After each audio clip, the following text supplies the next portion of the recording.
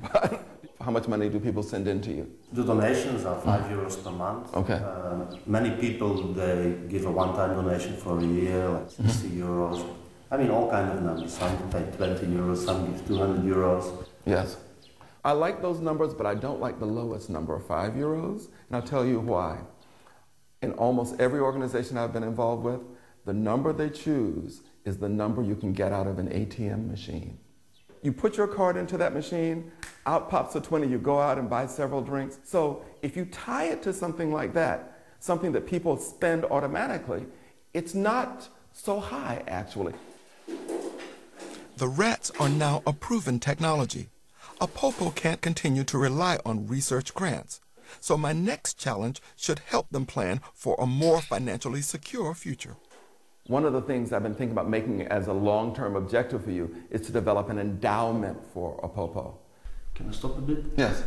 I don't know the word endowment. It's a big amount of cash that's actually owned by Apopo. An organization or a very rich individual or rich foundation gives you the money, but as a part of that, you use it to invest in or keep it in money market accounts, and then you live off the interest and dividends generated by that money. You may have to hit 2, 3, or 4 people who can write that check to Apopo, and that would become your endowment, giving you the financial freedom that you need. Now we're at a point where we have proven impact, and actually it's only now that the time is ripe to indeed persuade these larger family foundations and to indeed create an endowment to sustain Apopo so that we can indeed plan long-term and enhance our impact considerably. So those are my challenges for Apopo. But before I left, Bart had one for me. He obviously didn't take me seriously when I said I was not a lover of rodents. So how do I hold the rat? Okay. Clearly, bombs and diseases aren't the only things they can detect. Can they smell my fear? Of course they smell your fear. I am being licked by a rat. This is a first.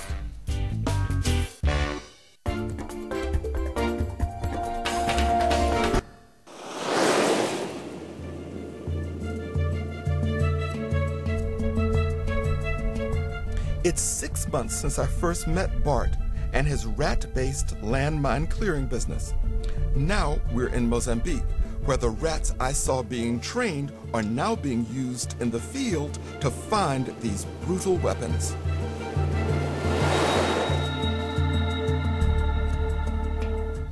So yesterday we came from Maputo to Chokwe, and today we're going from Chokwe to Mabalane, where the biggest minefield in Mozambique is situated, along the Limpopo Railway. And how many rats do you have there? We have 22 animals now. Okay. Well, I look forward to seeing what they're doing. I want to see the rats in action, but I am nervous about entering the minefield. Will I trust the rats? It is locals, unlucky enough to have found a landmine but live to tell the tale, who point Apopo in the right direction. Other people have been blown up where I was too.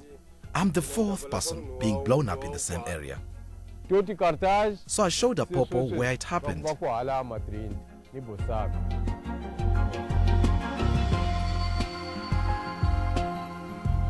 The rats are woken and taken to the minefield at 5 a.m. They only work a 3-hour shift, not because they have a good union. It's actually because they're naturally nocturnal. Here, the rats can only work as the sun is rising to avoid the punishing heat. First, a safety briefing, and then we're fitted with protective clothing. The rats are too light to set off the mines, but if I step on one, this equipment might save my life, although it won't stop the blast from destroying my feet and lower legs. You sort of think you're going to be cool about this. You know, I've gone through the training and I walk in here and I can follow directions, but you actually get very nervous and your heart starts to beat a little bit faster because you realize you could step into the wrong place. Bart, how many times is each box scanned by a rat or sniffed by a rat? Typically twice. Why twice? Well, it's an animal, it's a living creature. If it makes an error, the second animal will catch it.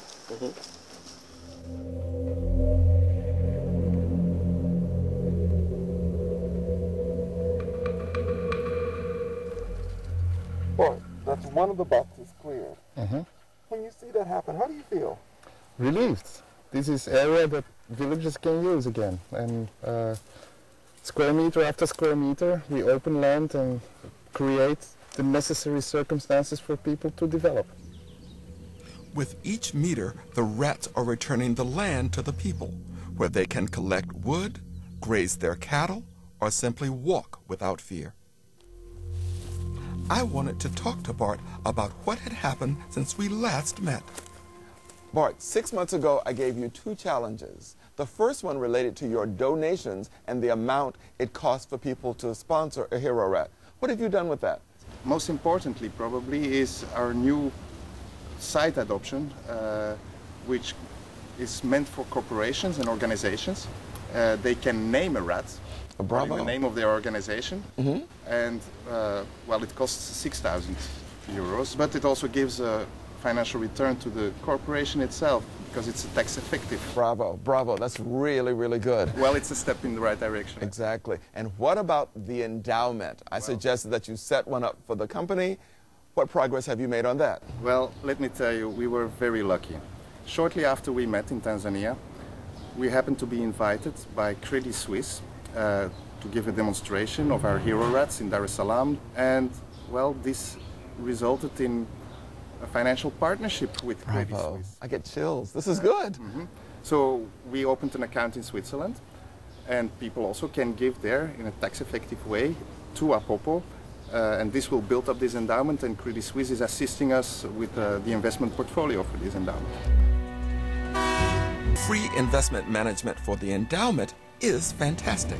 However, Bart now has the harder job of persuading large donors how they can help Apopo improve many people's lives.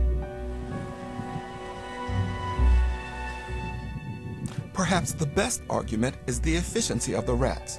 2 men using metal detectors can clear up to 100 square meters per day.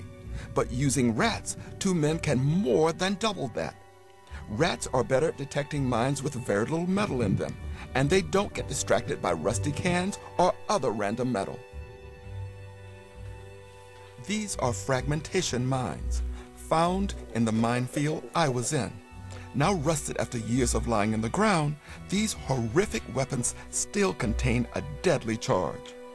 They are designed to fragment into shrapnel, shooting in every direction.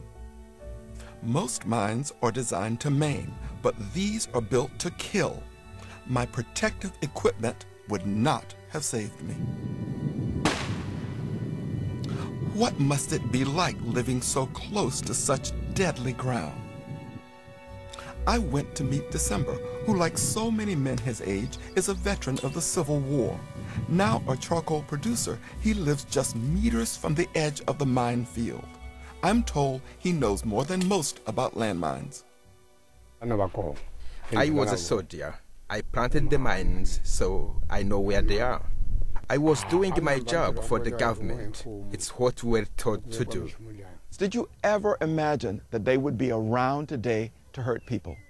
That's why I want them removed. They are destroying lives. If only we were shown how to disarm mines when we planted them. They blow us up too. We are not developing because of them.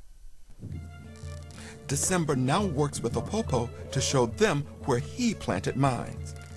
The former minefield behind his house, littered with cattle bones, reminds him of its perils. But now he can collect wood safely.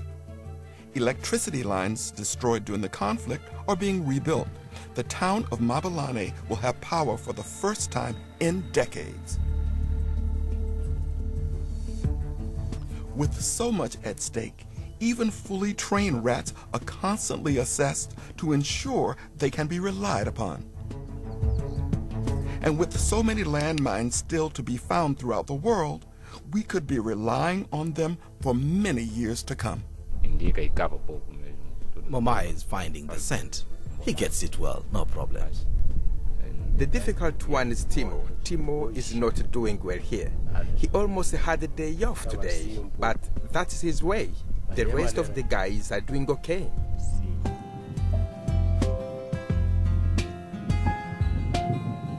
The world is still full of landmines. Apopo believes that it may take 500 years to rid us of these killers at current rates. I really hope my advice will help Apopo get the job done faster.